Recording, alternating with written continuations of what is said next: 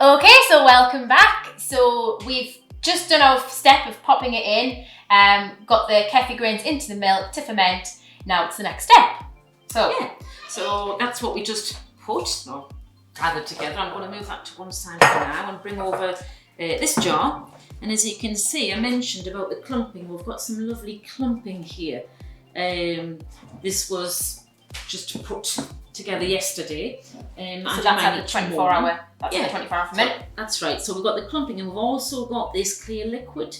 That's actually whey from the milk. So we know that's giving us every indication that this is absolutely ready. Once you get the sign of that clear liquid, if you do look carefully, you'd probably see bubbles, but that's telling us that this is good. We're good to go. Okay, lots of goodness in that. So, and it will get better, doesn't it? The more and more, because yours is really well fermented. It is, because you've been doing it. Obviously, your grains will get stronger. They'll adapt to you. So again, because the microbiome, they'll adapt to your home, they'll adapt to your environment. So they'll evolve and things. So give it time, and it gets slightly addicted to it. I mean, ideally, you could leave it up to 48 hours. But ideally, 24 hours is a good time. As you can see, it's probably fairly warm in here, and it's done quite well, quite quickly. So I'm going to take that and just, I've got my glass jug here and the sieve, so I'm just going to tip that carefully. It'll come out in big clumps. I want to be careful about this. There we go, into there. Whoops, I knew I was going to do that. Not to worry, making a lovely mess. It's all about getting messy. Yeah. So, and I've got that glass so that you can actually see this starting to come through. I'm just going to gently help that to drip through there. It's funny because when you first start watching this, you're probably watching it going, ew, am I going to really enjoy it? It looks, once you kind of, it does look and sound crazy, like we're telling you to leave a glass of warm milk on the bench. So much of it is so non-instinctual, but really, honestly, when you read about it, especially the research around it and the information we have now, and experience it, it totally changes. And I look at that and think, yeah, look at that creamy goodness.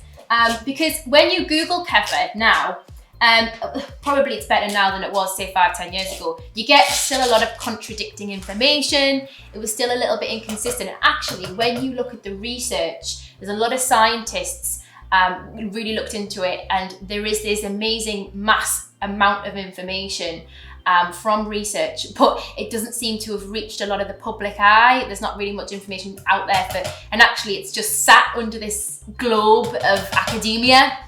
So actually there is some people out there now doing books and getting that information out because it is in there in research and it does have clinical significance. So yeah, just get that. In fact, I will put links to certain books about it. There's a few that are really good. One of my favourites is this from Whitney Wilson. And the reason why it's from Kefir with Love, I'll put a link to her website. So the reason why I love Whitney, we all love Whitney, is because this book is really digestible. So I often recommend this to patients because you can pick it up. She's a teacher, she's got really good language, and she's getting you the straightforward information in a really palatable way. I'm a bit of a slow reader, probably because I'm very sleep deprived with small children, and I blitz through this really quickly. The thing I like about her is everything in this book is backed. She references it all with science literature, which I love. She gives her story, her testimony with Kefir and her gut imbalance that happened during when she was pregnant from morning sickness. I think something was altered in her microbiome, but she talks about it, and she's done it for us. She's done all the good work. She's looked at the research, she's dissected it, and she said, actually, there's pretty awesome stuff here. Chapter 17 in this book alone, I tell people, if you're not going to read you know, if you haven't got time to read the whole book, just read chapter 17 because it's called The Benefits of Kefir and it covers everything in the different categories from digestion to skin health to lactose intolerance, reflux and heartburn, immunity, osteoporosis, athletic performance, autoimmune, cholesterol, obesity, anti-tumour, so some research looking at it shrinking tumours, women's health, so depression, anxiety, but yes, women's health. So when you're a woman, we have this extra ecosystem. So we've all got this gut health. As women, we have an extra ecosystem on its own, and that's called our vagina. It's a phenomenal bit on its own that has its own separate ecosystem. However, it is influenced by the gut health as well, which is why certain strains come from the gut and access into your vaginal flora. But yeah, so she covers that, and also she references all the research at the back, but she also has extended research papers on her website as well. So big fan. Right, so as you're talking there, I've got the kefir. You can see the thickness of that. It's just like a kind of a runny yogurt, isn't it? In that jar there. I put the grains back into there. Actually, what I should have done, and I'm going to do this for you now, I'm just going to lift some of those grains out so you can get a better look. They're quite large now. And yours have grown, haven't they? Yeah. You'll also get in among that some tiny little ones, which act quicker because the surface area, you know, next to the liquid. If you find that they clump too much, then what you just need to do actually is you can just very gently tease them apart, just like a jelly substance. And if you tease them apart, you know, that keeps it all very healthy and very vibrant. Okay. Because it's the surface area, isn't it? Yeah. It's the surface area that plays the big pivotal role. So the more surface area, the better. That's why you can tear them apart and you're actually creating more surface area.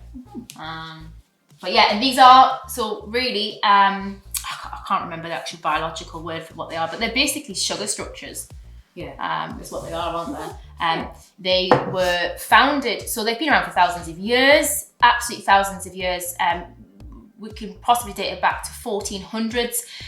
They think they originated in the Russian mountains, and they were within the tribes that lived there, and they were handed down generation by generation. They were very protected, so they used to think that they were very much divine in their nature because they had such a miraculous healing with people's health. And then it was during the in Russia, the health started to get really bad with the population, and a dairy farmer, heard about these, what they call miracle grains, and he wanted to go and find them, and he managed to convince the government to support him, and he went and he managed, there's a long story in this book, but he got a hold of the kefir grains, and then they started to do research on them.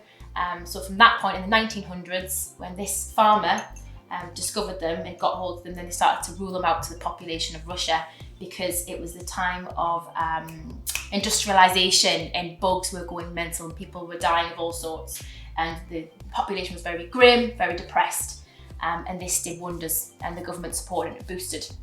So that's where the kefir grains come from. Now, they're called mysterious and they're backed by research because scientists still struggle to work, they cannot replicate them in a lab yet.